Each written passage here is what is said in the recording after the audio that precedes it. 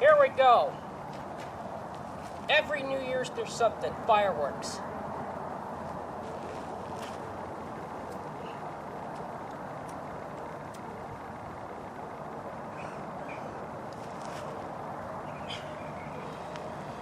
God damn it, it went and burned my fucking finger in the process. Okay, here we go. This is a fucking pain in the ass. Motherfucker. This is the fucking shit I have to do. God damn it. Will you stop blowing the fucking wind that way?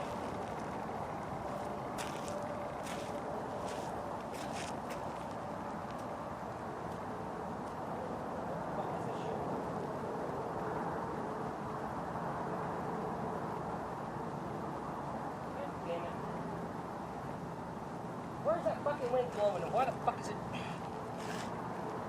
Seriously. Trying to get me to burn my fucking... This is the... Damn it. Fuck, I can't even do this shit. The shit I have to do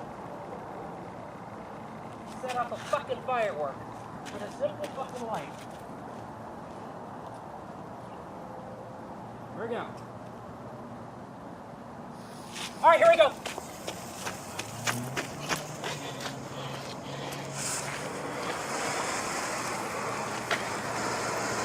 Happy New Year!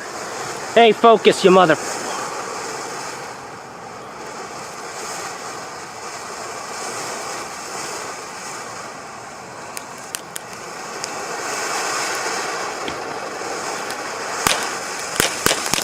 Well, this is gonna fuck me over. Yeah, Happy New Year! I think I picked a very bad firework considering the timing. Oh wow, that light is much brighter. Because I had to change the batteries on this. Alright, that was the jalapeno popper. As you can see right here. Already set it off. And stellar performance. Good enough to start off the New Year's. Yeah, well, perfect timing. Perfect landing, considering.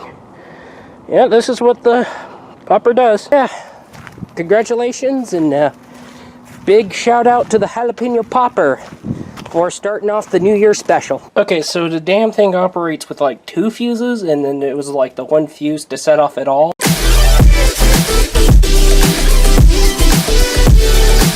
I'm gonna let you guys know that as I'm recording this right now, it's Christmas Eve. Alright, so yeah, that goes to show how long it's gonna end up taking me to get this video made. So, yeah, but if you're already watching this, considering this is the New Year special, you've already figured out how many days it took to get that New Year special done. And I will go ahead and add in the fact that over the weekend, before Christmas Eve, I got sick like a motherfucking dog, sore throat, runny nose, and high fevers, and I could not breathe out of my fucking nose, and I was constantly blowing my nose and wouldn't do shit at fucking all. And yeah, I had to literally go quickly to the Walmart and get me some freaking, some store brand, Sudafed? Okay, yeah, Sudafed. I had to get me store brand NyQuil, DayQuil, frickin', and then I had to get one of those frickin' nasal strips. I mean, oh my goodness. It was brutal. I couldn't take it anymore. I mean, right, let's get right on going. It's the New Year's. The New Year's is coming right up. Not only is it the end of 2019, it is the end of the decade.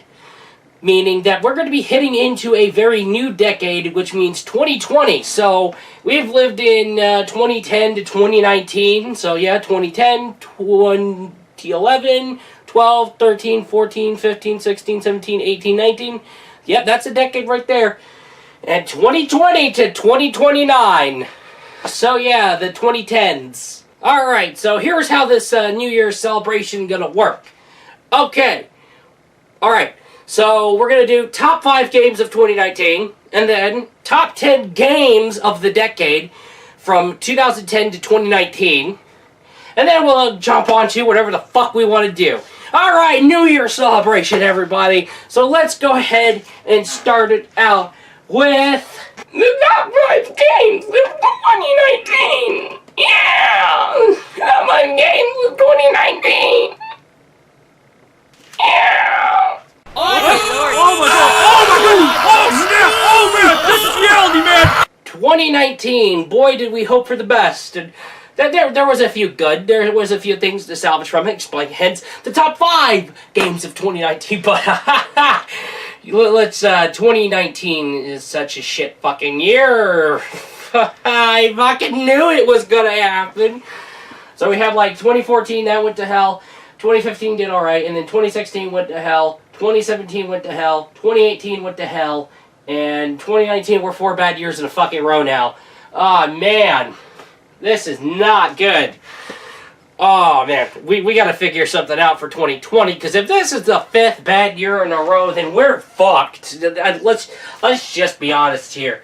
But anyway, enough with that shindig. There are some titles that made us last long throughout the year of 2019, and boy, oh boy, it was a hellish year. But thanks to these games, we were happy. Anyway, top 5 games of 2019. Oh my god! Oh my god! Oh snap! Oh man! This is reality, man! Number 5 on the list, Devil May Cry 5.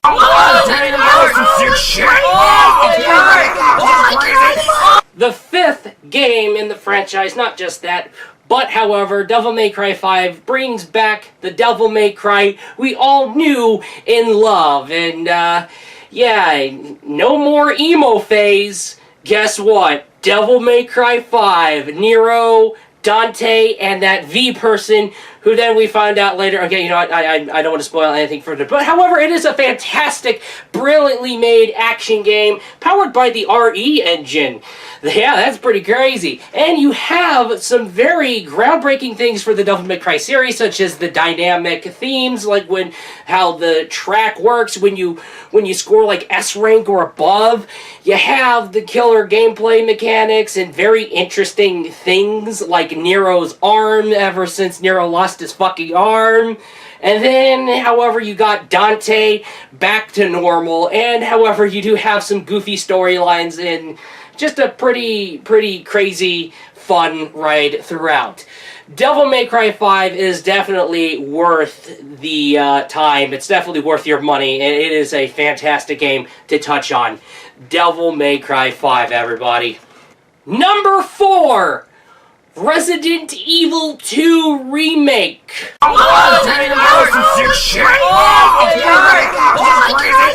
Resident Evil 2 gets remade and, of course, becomes reborn with the RE engine and, of course, continuing in the survival horror elements that Resident Evil had to bring back for the series.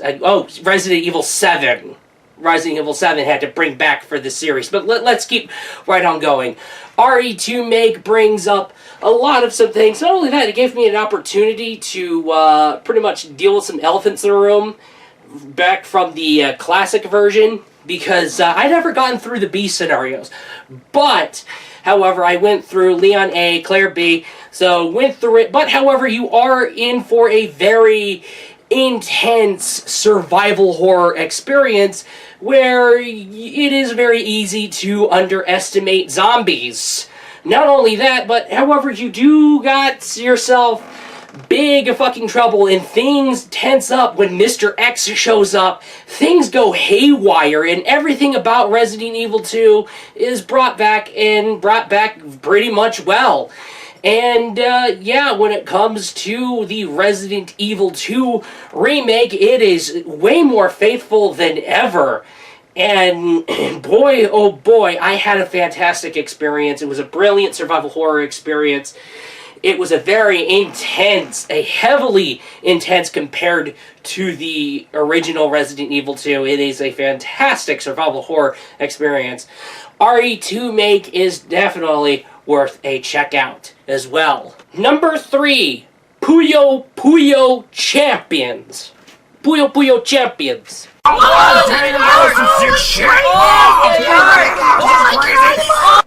Puyo Puyo Champions is essentially your $10 entry into a more competitive focus into the Puyo Puyo world. So, however, you have 2 rule sets to choose from, Puyo Puyo Fever or Puyo Puyo 2's rule set. However, you have a huge selection of characters that you have missed out on throughout the Puyo Puyo franchise. And of course, Puyo Puyo is insane, addicting gameplay, whether you're using Puyo Puyo 2's rule set or the Puyo Puyo Fever rule set. And however, it has a more heads-on, it's getting updated consistently, and it's just a huge bang for $10. It's a fun, interesting combat puzzler worth $10, and yeah, it's awesome.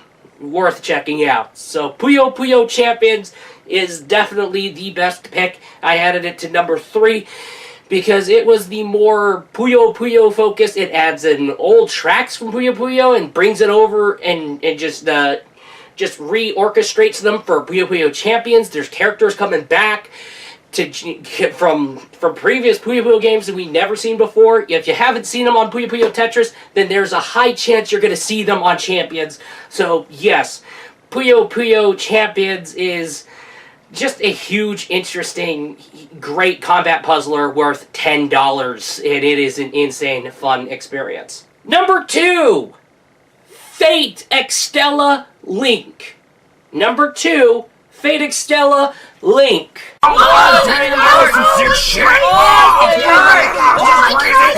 Well, let's just say you're the victor of the Holy Grail War in the Moon, and then pretty much you've already resolved that Umbral Star situation. However, next thing you know, you lost your fucking base, everything's getting taken over, and you have to reclaim everything back. Great, and now you're having to utilize this air base that is built thanks to your new friend, Charlemagne. So, yes, of course, Fate Extella Link has your traditional hack-and-slash gameplay that we all know in the Extella franchise. But, however, Extella Link hugely revises the gameplay. Not only that, but Fate Extella Link improves the character models. And also, you do have brilliantly orchestrated music throughout, especially the end credit music, brilliantly made. It was a fantastic experience, fun thrill ride. And however, it may lack things in the companionship with your waifu department that Umbral Star had. But however, on the bright side, you do have online multiplayer. You do have a ton of missions to touch on. And of course, you have a ton of enemies to cut down and destroy, and noble phantasms to call into, and just, it's a hell of a fucking ride throughout. And yeah, a brilliant, and it's worth going through, and it is highly replayable, I gotta say that. Because really, to be honest with you here, you can't get enough of cutting down everybody, or essentially playing as Tamamino Waifu and just essentially karate kicking the crap out of everybody after just burning everybody and freezing everybody to death. I mean, seriously. Fate Extella, Umbral Star, definitely. Yeah, I started to notice how my holiday special ended up being like almost an hour, so I had to be very careful. I'm flying through them as fast as possible. Anyway, enough with the shenanigans. Number 1, and the number 1 game of 2019 is Bloodstained Ritual of the Night.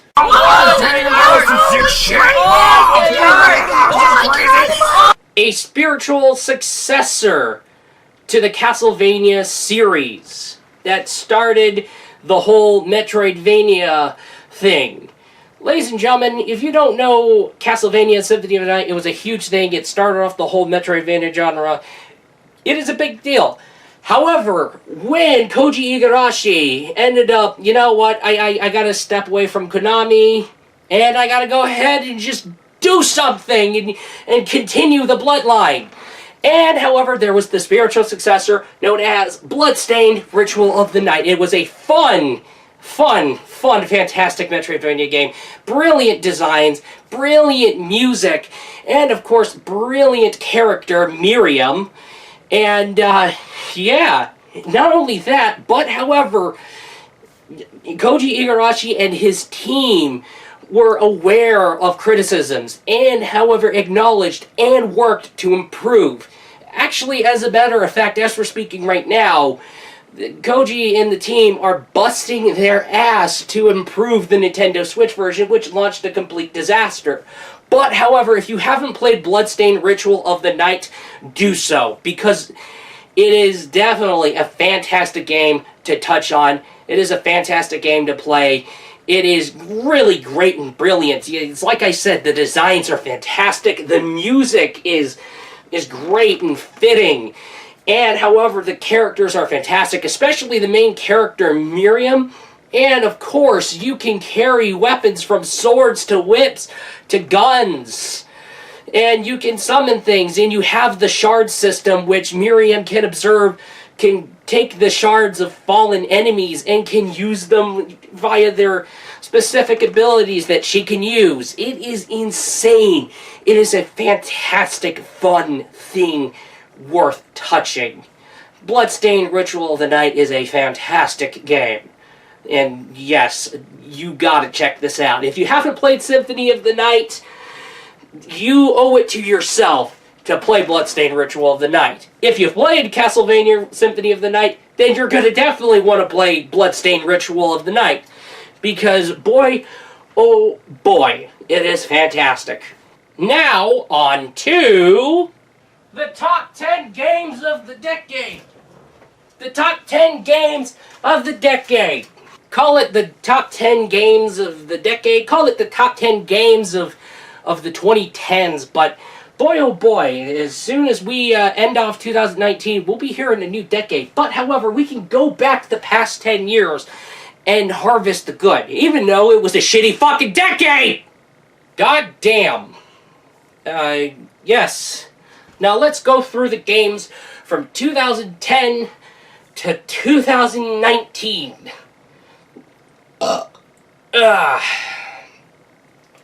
These games were definitely entertaining us throughout the decade, and, however, we're transcending time throughout the decade. So let's go through and pick the top 10 games of the decade.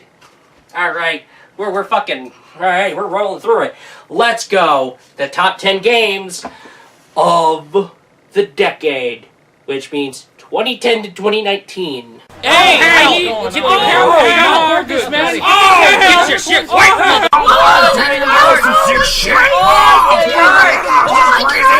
Whether you're playing the full uncensored version or you're playing the all ages It's Night Magic version, or you just patch that R18 patch in and it's no longer Night Magic, it's fucking uncensored, raw uncensored magic, motherfucker. Neither way, you are in for a fun experience where you can create your maids, manage maids, and you get to run a huge maid company that's all about the maids. So yes, you create your maids, you put your maids through scenarios, you add in facilities left and right, and of course you have to make sure your maids grow in skills and all that. Or you could also have the option to basically romance your maids, have them as personal, have them as your bride. Why not? I was just... But anyway, neither way, whether you're essentially opening your restaurant, or opening your casino, or gambling your heart out at the casino, or basically having your fun night at the pool with someone, while it ends in I don't want to get into any additional detail, but anyway, yeah, so, and also it does have that interesting little idle route which part of the story here is essentially you gotta get your maid business rolling, and you find your way to get out of this one. Oh, hey, your easy ticket out of here is basically the idol business. So you have idol maids getting ready to fire off, and of course you control 3 wonderful maids who will become idols and maids at the same time. You have them flow throughout. There's going to be some trials and tribulations along that, but however, you do have additional maids that will come and say, hey, I'm going to join you, and you're going to have some extra maids in here. But however, for the NPC maids, there are some of them that have like erotic routes as well. Again, I don't want to go into detail. It is a fantastic experience, whether you're playing all ages, uncensored, or you just have that passion and it's no longer night magic, it's uncensored raw night magic. Either way, it is a fantastic game. Also, let's not forget the fact that the game was localized in English this year, and however, we're still waiting on more personalities, and yeah, maybe we can get personalities imported from custom-made 3D2 vanilla into custom order-made 3D2 and finally translated English. And yeah, the game's English version right now does need more personalities, but however, on the bright side, you're in for a very interesting, addicting you're in for a very interesting, addicting experience of simulators. I mean, I had to pick between this and Koikatsu prior. It was a hard choice for me. I need a fucking drink. Anyway, number 9, King of Fighters 13. Oh my god! Oh my god! Oh snap! Oh man! This is reality, man! King of Fighters 14, yeah, many people feared for its failure, but it did surprise everybody. It did surprisingly well. And however, they managed to end up revising the graphics later down the line. But however, I had to give the spotlight to King of Fighters 13 because it was the last, and not only the last, but the most ambitious 2D sprite King of Fighters title. It was beautiful and amazing, and not only that, but a huge improvement over King of Fighters 12. KOF 13 was what King of Fighters 12 should have been in the first place. But however, when we saw King of Fighters 13, it was a huge deal. It was brilliantly designed. It was huge. It was a complete magnum opus in the King of Fighters franchise. Pardon my burp, I needed a drink. But anyway, when it came to KOF 13, you got yourself some interesting gameplay mechanics from left and right, and there's a lot of things to learn, such as the combo timing, and of course the drive cancels, and all that shenanigans, and figuring out a way to deal with the final boss. And yeah, the final boss is a pain in the fucking ass, okay? We can agree with each other on that. But however, it gave a story mode that was fantastic. Not only that, but it still had the audacity to give out arcade endings for the teams. And pretty much, to be honest with you, you have versus CPU, you have singles, and you have multiplayer. But however, on the bright side, KOF 13 was a hugely, brilliantly made things. And yeah, KOF 14 did surprise us, but however, we kind of missed the 2D sprite designs that King of Fighters 13 was known for. And it was a huge bummer for us, because KOF 13 was essentially more of the favorite, thanks to this huge magnum opus for a King of Fighters game. And yeah, you do have some great music, you have a very interesting storyline, and it was a great storyline that ended off the Ash Crimson saga. And it was a brilliantly, just well put together game throughout the whole road. King of Fighters 13 is worth a buy. You'll find it on an Xbox 360, a PlayStation 3, but you can get it on PC via Steam. But anyway, King of Fighters 13. Number 8, Dragon's Crown. Number 8, Dragon's Crown.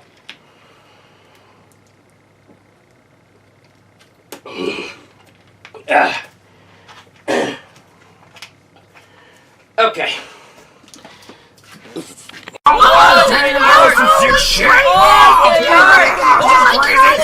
Dragon's Crown.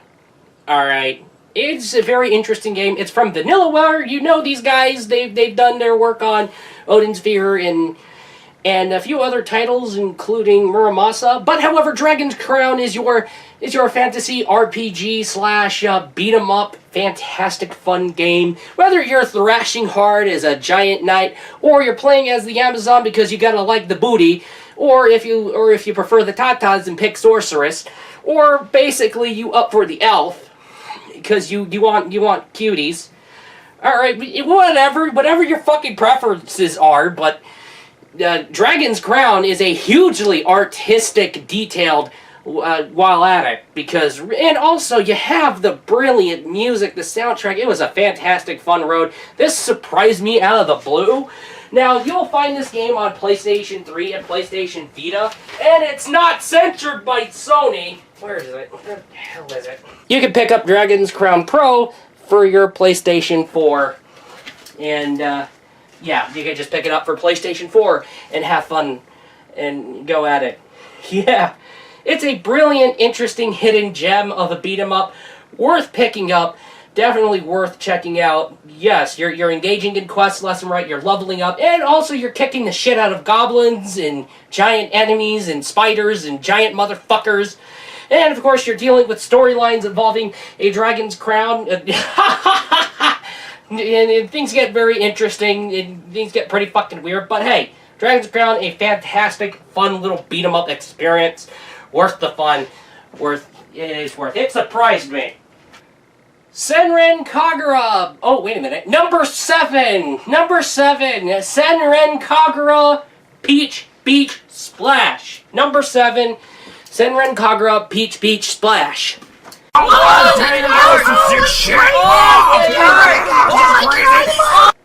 Alright, so Senran Kagura Peach Beach Splash. However, if you're more of a fan of the traditional hack and slash, go to Estival Versus. But however, yeah, pick up Estival Versus also, because yeah, it's a fun franchise to get into. But what I do want to add to number 7 was Peach Beach Splash, because Peach Beach Splash did something out of the blue. It was out of the box. It was just ridiculous, goofier from all of them, and it was just the more out-of-nowhere, fantastic, goofy approach. It was a fantastic third-person shooter spin-off that had a very interesting premise that ended up stood out from the previous Senran Kagura game. Now, Senran Kagura is a traditional hack-and-slash game with plenty of Ninja Girl waifus and fan service. But, however, you bring in the Ninja Girls, the fan service, and, of course, you add in the third-person shooter gameplay where you're shooting each other with water guns.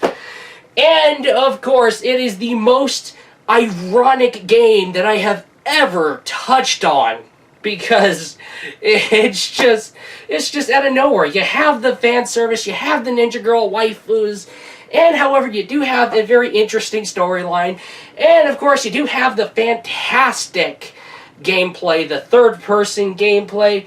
You're having a fun time with the Senran Kagura Peach Beach Splash experience. If you haven't touched Peach Beach Splash, give that a check out. It is a fantastic, worth adding to your library. Or if you're more of a traditional hack and slash Senran Kagura fan, go with Estival Versus.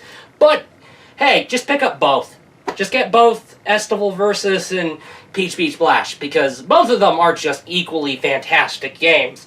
But Peach Beach Splash, but between Peach Beach Splash and Estival Versus was a hard choice. But I had to go with Peach Beach Splash because it was the most, not only the most ironic out-of-the-box Senran Kagura game, but it adds in guest characters such as Neptune. You have Neptune. You have Super Sonico. You have characters from Dead or Alive. You have Marie Rose and Hanoka. You had, and also, I can't remember who else was there, but I do. But yeah, it's crazy. You're in for a fantastic ride. But if you do have an HTC Vive, hopefully, by the way, hey, Honey Parade, are you going to patch in Oculus support? You can create diorama mode. You do have your diorama modes where you can essentially customize your waifus, or you could pose them and have it on like your little custom-made, sort of like a picture thing. It is kind of very interesting. But, however, if you're in for the wacky, let's shoot each other with water guns, yeah, you're in for ninja girl waifus shooting each other with fucking water guns. But what more can I say? It's fucking out of the box, it's ironic. Just fucking touch this. Number 6. Galgun 2. Number 6. Galgun 2.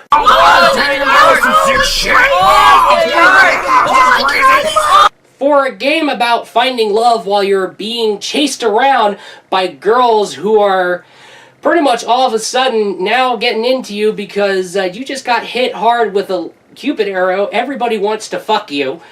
Okay, so you get to hold them off with your ecstasy guns from left and right, and of course you have to deal with the demons. Yeah, you have to help the angels deal with the demons and all that kind of stuff. But however, Galgun 2 is essentially the entry-level Galgun game out of all the previous titles. Now, if you do want to get into other titles such as Double Peace, you have to make sure you're choosing the right thing in order to get the true ending for each route. So, yeah, you have that comedy and that shenanigans, and you do have that channels. But, however, if it is too much for you, you do have Galgun 2. It is entry level, and if you want to pretty much get a hold of a girl's affections, guess what? You can go ahead and give them all the snacks until they are fully satisfied, and that's all you need to do, what makes it a very streamlined experience. Not only that, but the game was also considered with VR in mind as well, and it is a fantastic fun VR experience when you're playing it either with a HTC Vive or an Oculus Rift. Brilliant experience all throughout. Whether you're playing through this game with VR headset on or VR headset off, it is a fantastic, fun, interesting little shooting game that is goofy, outrageous, filled with waifu, filled with fan service, filled with that here. And of course, you choose between two girls, but however, you could go for a harem route, or you could even go for your angel assistant Risu. Come on. Everybody would go pick Risu, right? Yeah. But, however, I do know that there are more endings in Double Peace. But, however, at the same time, like I said again, Galgun 2 is an entry-level Galgun game. And if you're new to Galgun 2, it's definitely worth taking a look at. If you have played Galgun Double Peace before, or if you've gotten 100%, Galgun 2 is worth your checkout. Galgun 2, you can't miss out on it. Number 5. Bloodstained Ritual of the Night. Number 5. Bloodstained Ritual of the Night.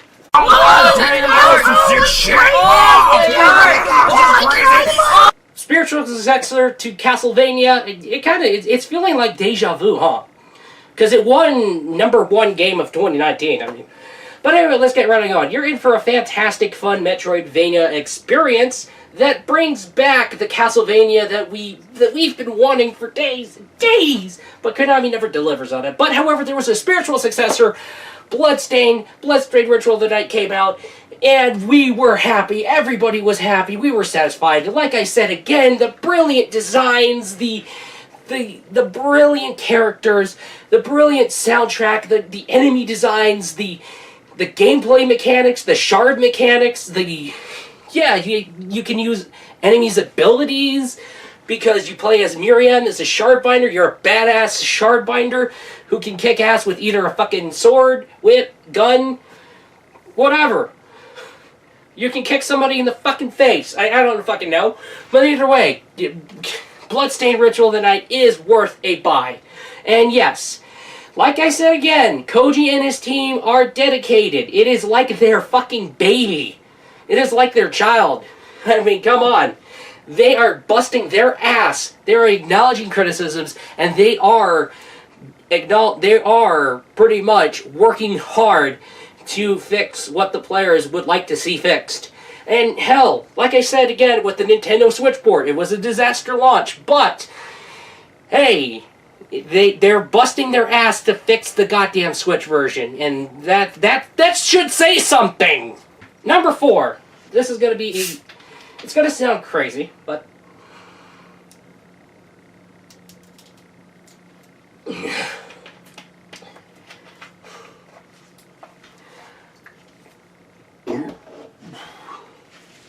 Number 4, No Man's Sky. Yes, number 4 is No Man's Sky.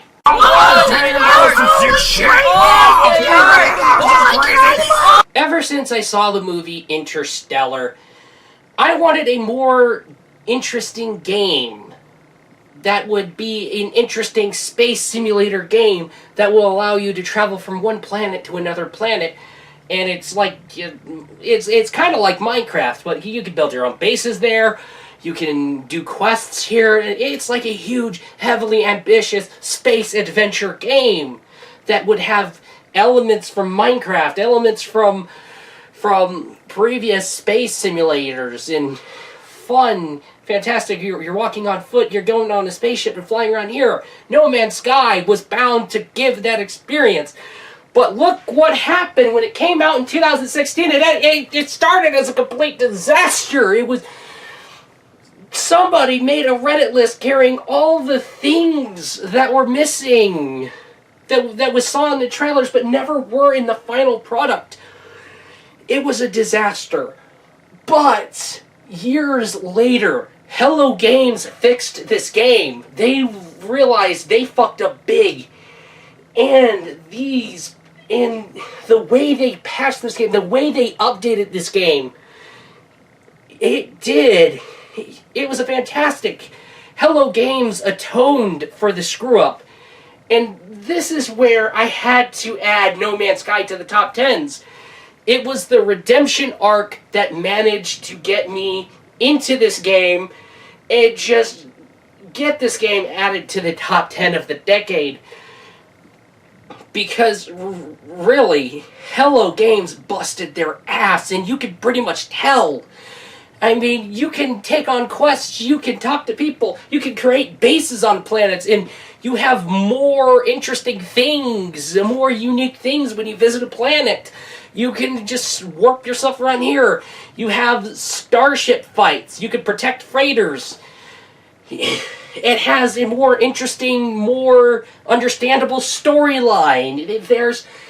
There's more and more content that Hello Games has been adding to No Man's Sky, especially the latest VR support, and it just adds some new things. And yeah, it's not near perfect. There is bugs throughout the whole road. It can be very buggy at times.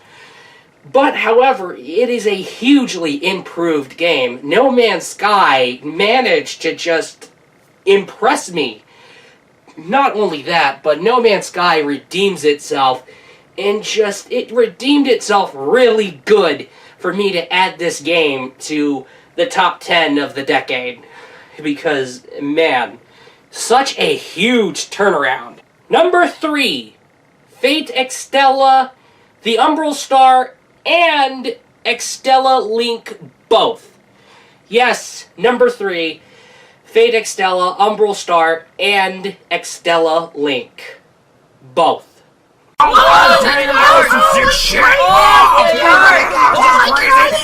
Look, you might as well just buy them both, because essentially, Fate Extella Link is the huge improvement. It has the revised gameplay, and it has the improved graphics, especially the character models. They look fantastic compared to the previous entry. It was a huge overhaul.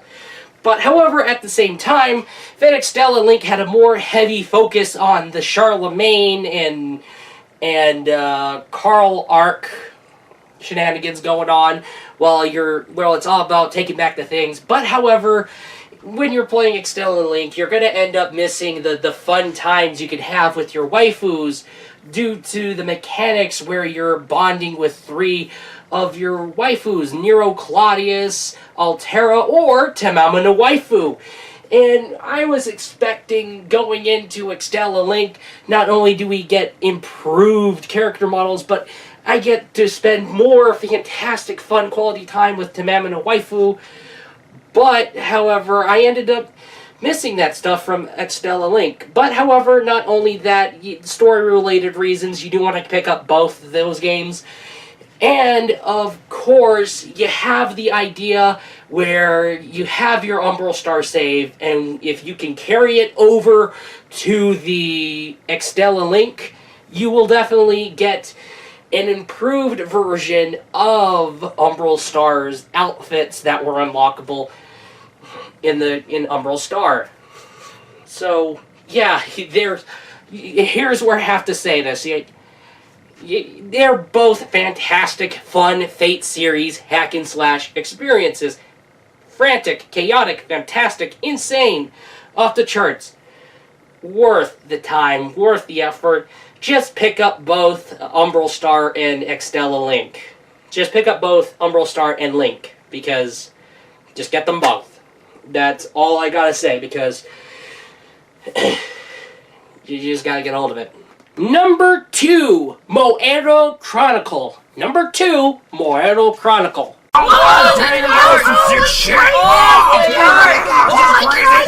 What started off as an import exclusive PlayStation Vita fun time experience. Yes, it did have an Asia English release, which comes with English subtitles, which to import. But however, you fast forward to now, the game was ported to PC via Steam, and now brought over to the Nintendo Switch as Moero Chronicle H. So what is Moero Chronicle? Moero Chronicle is essentially the gotta catch 'em all, so like Pokemon, except you're playing with monster girls. And not only that, but however, you have monster girl waifus left and right, and of course you have the fan service, and of course you have the bumping scratch mechanic where you have to end up touching the sweet spots and just going to town. So whatever as a means of getting that monster girl on your side, whether it's getting that monster girl on your side or pretty much just going for making her more affectionate for you, alright, because you're in for a fantastic, fun, goofy little storyline. Not only that, but however, you do have some fantastic characters going down the line. Not just that, but however, thanks to the bumping scratch mechanic where you can pretty much essentially touch on your monster girl waifus in their areas in order to gain their satisfaction. It is the most wackiest game of them all, and the most closely erotic, but fan service heavy, monster girl waifus, and plenty to catch them all. It's just something that Moero Chronicle has that kind of makes you just want to jump into it. It's worth the time. It's worth the time. It's worth the experience. I have bought the PC version of this game. I bought it on the Switch to play it on the go, so to utilize the Switch touchscreen. I get a bigger screen when I get to pat Leche in her head. Fantastic. And, yeah, I get to pet a cat girl in the head with a bigger screen. Fantastic. Not only that, I guess I could rub up on that weird blue fish girl's legs. Now that I'm just getting way too detailed. Oh my goodness! Yeah, I know. But, yeah. Moero Chronicle. Fan service, monster girl waifus, and touch them in their sensitive areas. It's wacky, goofy, funny, fantastic, and of course you have that mascot seal, Oton. Somebody make a fucking plushie. Somebody make a fucking Oton plushie now. Number 1. Portal 2. Number 1. Portal 2.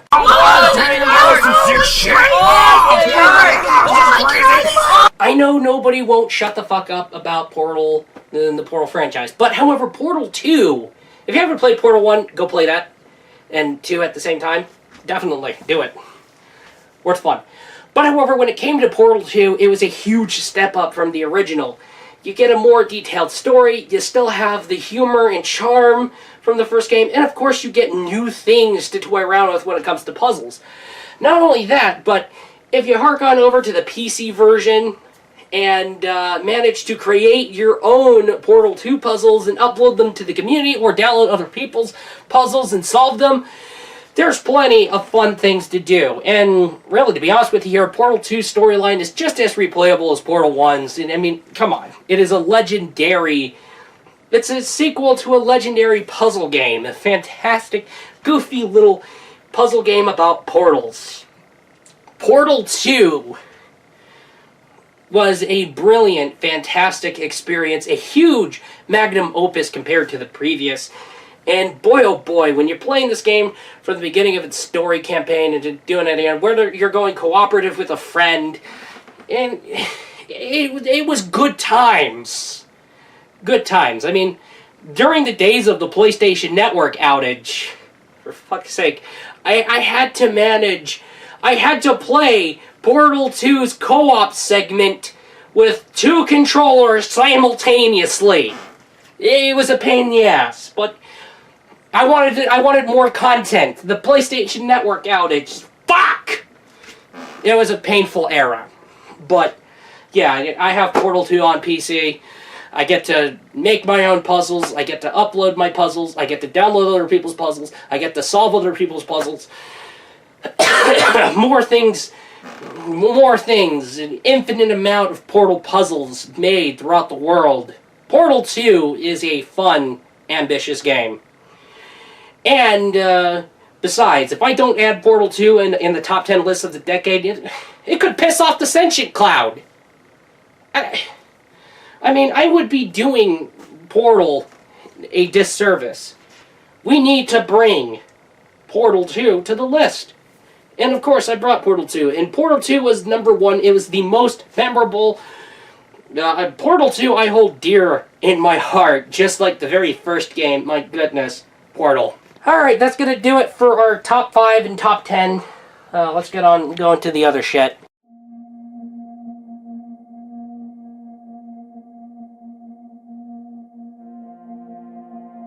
Here's what I got from the one store. I got Silent Hill 3. It was $35, not bad. And Bushido Blade 2. Looking for the first game. So, and I also managed to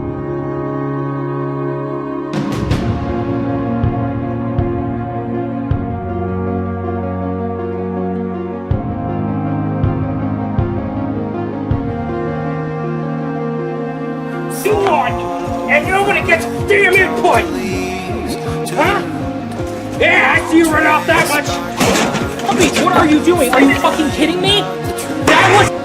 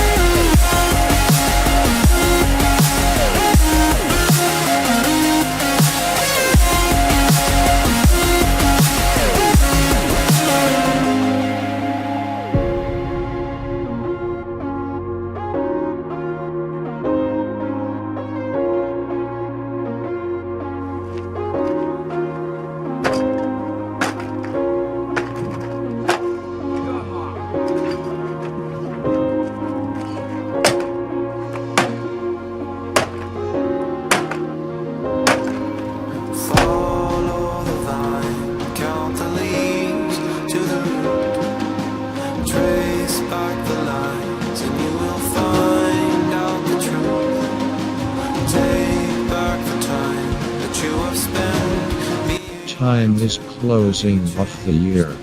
Time is closing off the decade. May we begin anew. A new year, a new decade. The clock is ticking. The month of December, the final month of the year nears end. That end closes off the old year and begins a new. 2019 was a rough year for this creator. Forced into a new home. Had to make compromise. Had to make of the environment very new. Had to replace what was lost. Beginnings and maintenance. This world is brutal and unforgiving.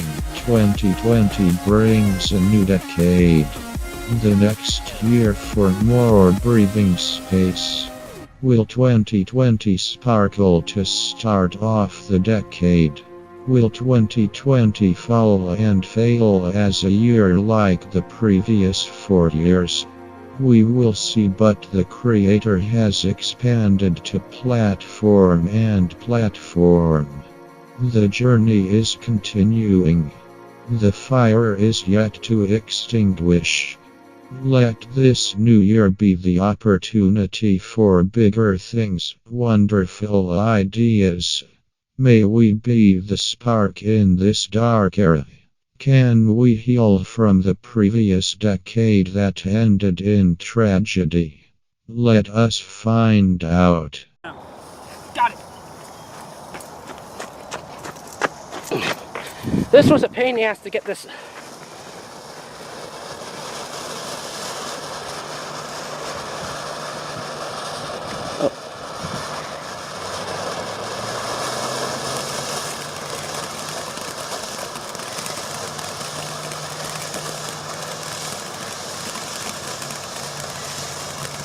Oh.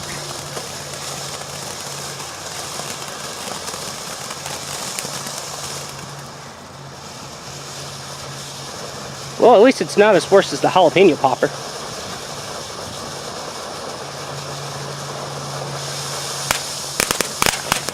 Yep.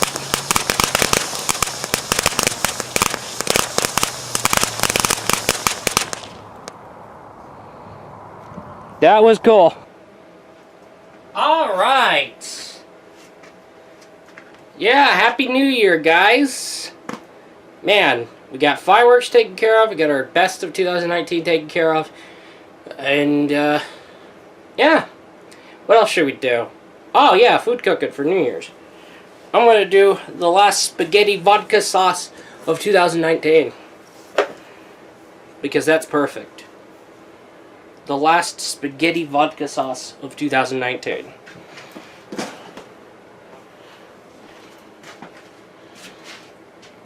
Woo! New batteries. Look what we got. Oh shit. Crazy. Poppers, man. Yeah. Pretty crazy. Oh snap. Pop it. Yeah, poppers. I remember those things. We play with them a lot. I had one of them fly to my goddamn eye. Pretty crazy. Let's be honest here. Ooh, I'm brave.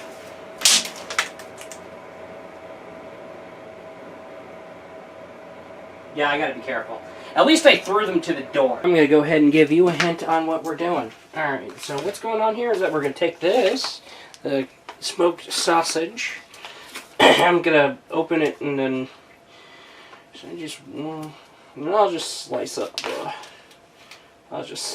a log. You know, that sounds good. Slice up a log. Alright, here we go.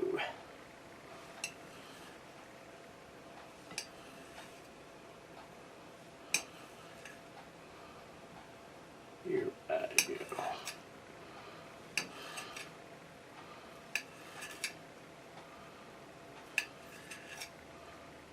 Yeah. It feels good and satisfying seeing all that slicey. Good slicey. That's right. Super slicey. Yeah, that's slicey. Yeah. Slice. Let's get slicey. Slicey. Slice. Yeah, let's slice.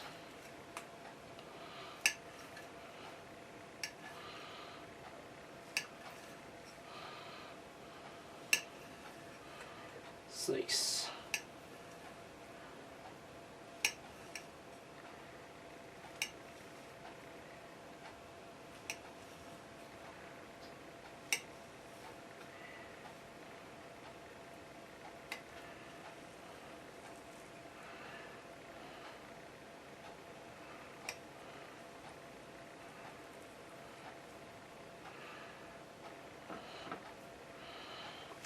slice.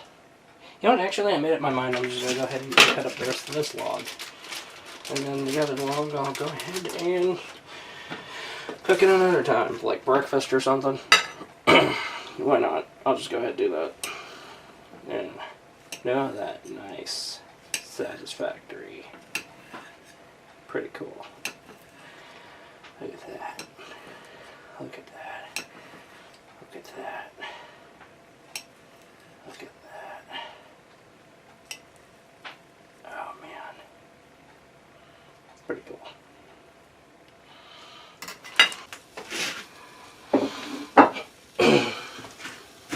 Alright, here we go.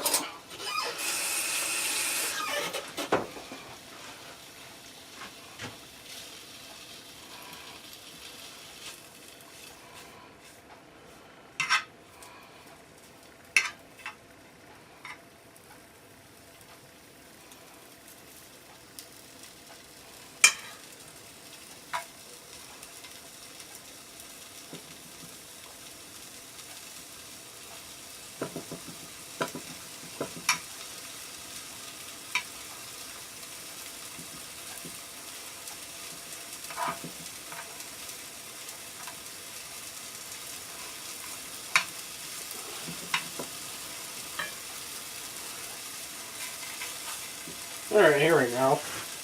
Bake it up.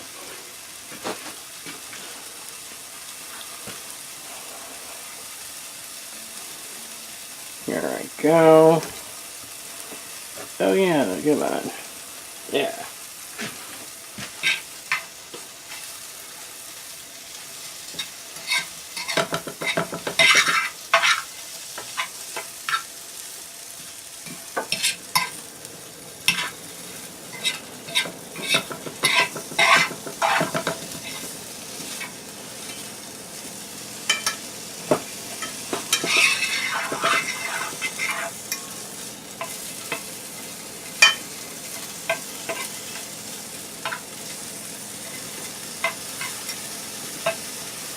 So let's all go ahead and heat up the sausage. Hopefully I should see some grill marks on there.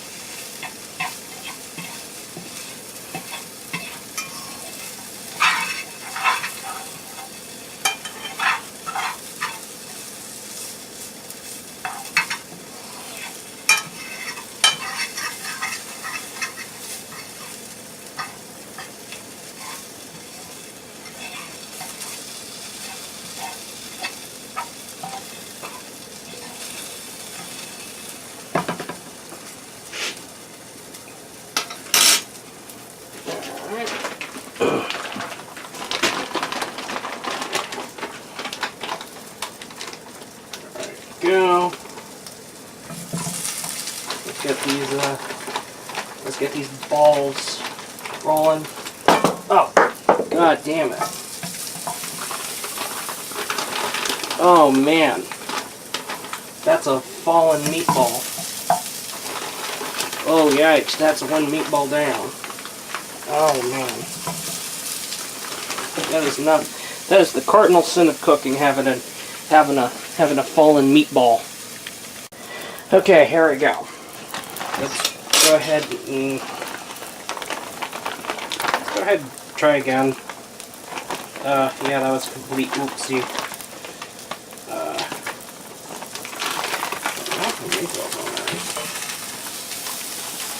Yeah. I think that's plenty enough. You know what? have a, fuck it, the whole pan. The whole bag.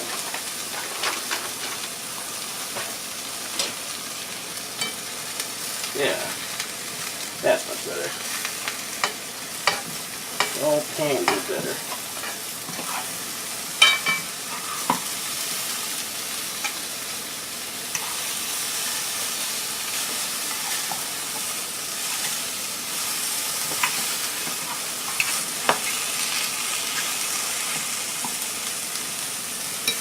Here we go.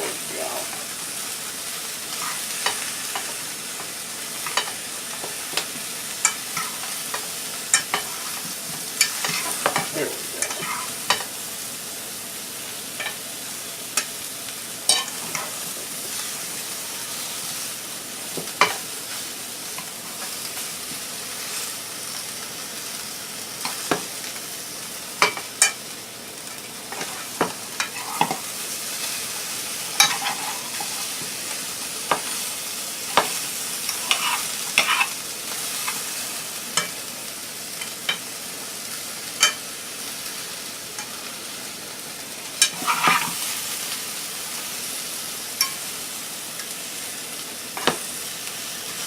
Here we go. Working it. Okay, I'm getting the pasta in there, and I am doing what I can to get that damn pasta in here before I do. Oh, come on. You were boiling fine and fantastic. You were boiling brilliant. You were boiling fantastic. Come on, get in the get in the frickin' water. Get in the water.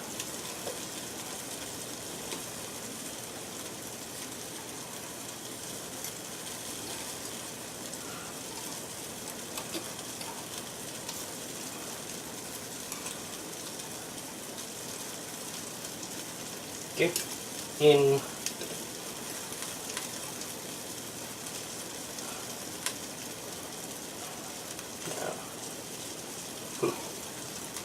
That's right. Get in the water.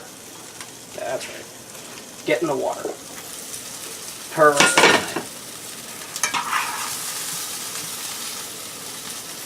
This is perfect.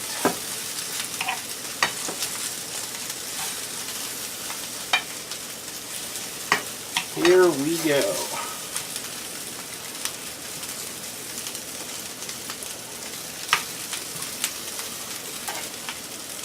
Okay, so that is a very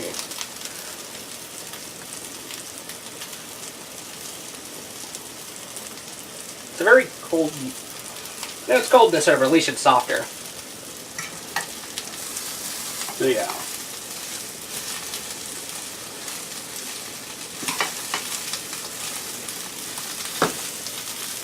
So yeah, there were. Oh yeah, I just tried one of the meatballs. Alright, I think this is the part where we start putting in the vodka sauce. Yes, the good old vodka sauce. You know what to do.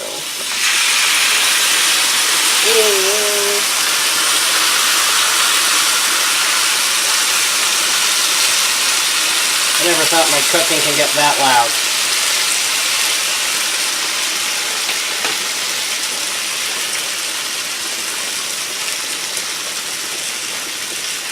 My cooking is that loud.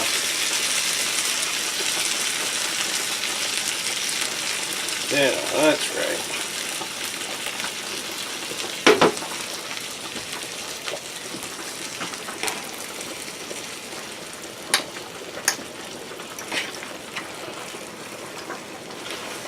Here we go.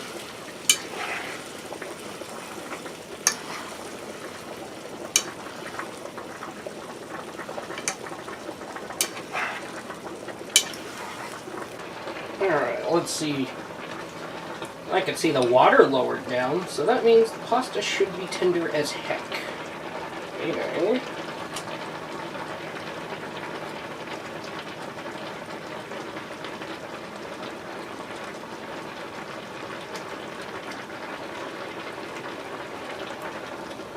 Yep, they're tender as heck.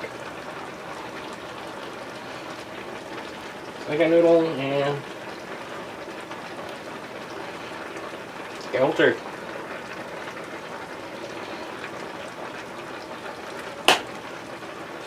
Pretty good. Awesome. Now let's go and strain. Put the lid in it. And on the sink for it to be washed. And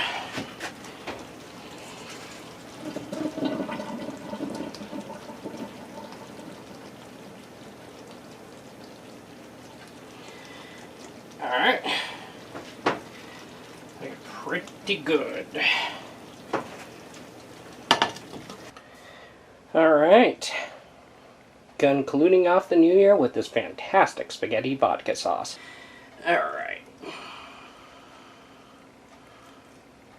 Ooh, man. Pretty good. All meals come with a drink. That's all I gotta say. You take